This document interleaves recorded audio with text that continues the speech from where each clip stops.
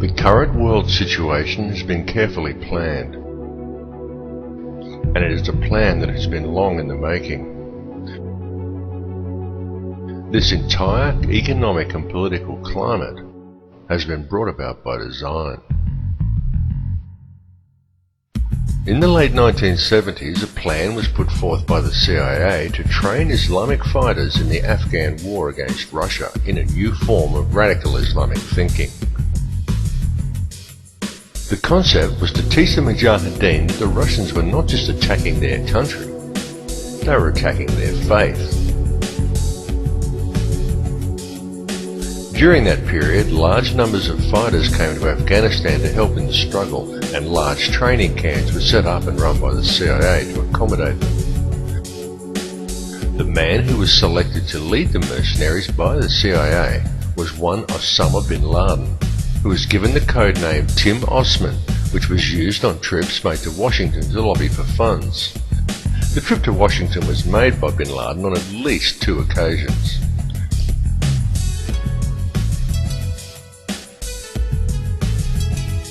During this period, the CIA taught this new form of radical Islamic thinking and provided terrorist training to hundreds of thousands of Islamic fighters, being careful to also keep a comprehensive database on all the people that they had trained. The Arabic name for this terrorist database was Al-Qaeda.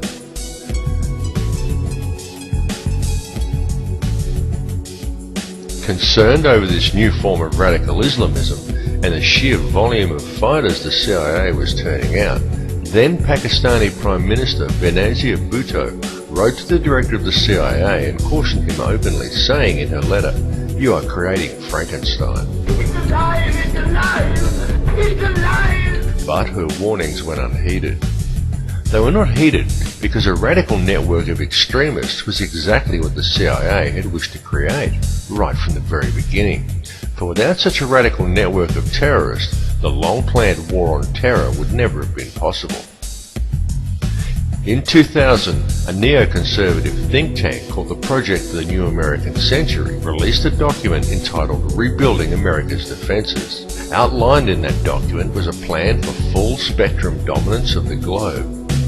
Air, land, sea, space, the internet, everything. In that document it said, and I quote, "The process of transformation, even if it brings about a revolutionary change, is likely to be a long one, absent some catastrophic and catalyzing event, like a new Pearl Harbor." 1 year after George W. Bush gained office, in the most contested election in US history, and many prominent members of PNAC were given positions in his administration, America experienced its new Pearl Harbor, and the entire PNAC plan was put into effect. Coincidence? When the events of September the 11th, 2001 unfolded, the troops were already there waiting to go into Afghanistan, and the Patriot Act and Homeland Security legislation had already long been drawn up. They were already there, just waiting for the right event in order to introduce them. So when 9/11 happened, cui bono? Who benefited? Afghanistan? Iraq? Did any Arab country? No. But the Bush administration was given an open checkbook with which to take control of the Afghani poppy fields, the Iraqi oil fields, and the oil-rich and natural gas-rich Caspian Basin. And all protests to the invasions of the 2 countries was squashed before it started. Then the 7/7 bombings in London occurred, and again, who benefited? Islamism? Hardly. But support for the war in Iraq knew no bounds. The Blair government secured a massive increase in police and military funding, and was also able to install thousands of domestic surveillance cameras throughout England. And then, amid massive war protests in Australia, we saw the Bali bombing. And yet again, who benefited? A Muslim cleric who suddenly found himself wanted by the CIA and the centre of world attention? No, but all anti-war protests in Australia suddenly dissipated. The Australian Prime Minister John Howard received a huge boost in popularity. The Australian police got to establish themselves as the local police of the entire Australasian region. And both the Australian and the Indonesian military secured massive increases in funding. So who really benefited? The real facts, and as can be seen clearly by examining the evidence in all three cases, is that each one of these so-called terrorist attacks was a false flag operation designed to remove more rights from the people of Western countries and to further consolidate the hold the international banking elite has over our world. The information on all these cases exists. It's out there in the public domain. Please do the research because the media is just not telling you. A large portion of Al-Qaeda funding comes from the Pakistani ISI, and it still does. And yet the ISI is an openly admitted and funded wing of the CIA.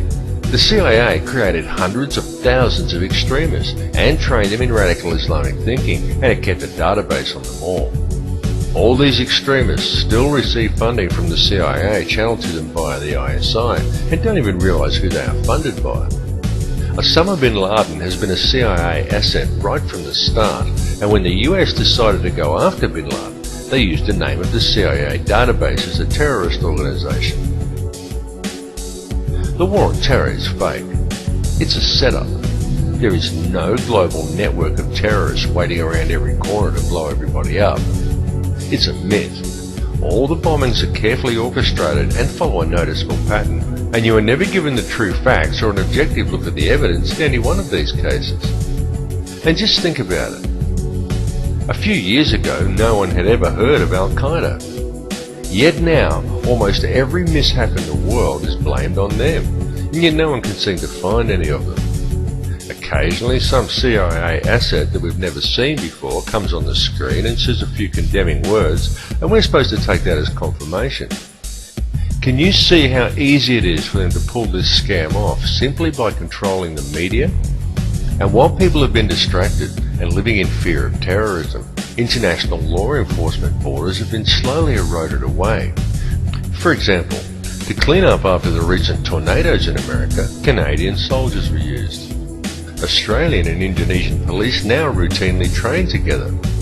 And now remember here that Indonesian police have a reputation for being amongst the most brutal in the world. And yet here we have Indonesian and Australian police swapping ideas and methods. Many people have been trained to think that to talk about this stuff is to be anti-American. But nothing could be further from the truth. The perpetrators of all of this are based mainly in England and Europe. They are just using the military might of America to carry out their plans because they have usurped the American government. American President George W. Bush all but subverted the entire US Constitution and he robbed the country blind. However, it must be understood that it is not America itself doing this. The people who are doing this have set themselves up globally. Remember the words of JFK. For we are opposed around the world by a monolithic and ruthless conspiracy that relies primarily on covert means for expanding its sphere of influence, on infiltration instead of invasion, on subversion instead of elections, on intimidation instead of free choice. It is a system which has conscripted vast human and material resources into the building of a tightly knit, highly efficient machine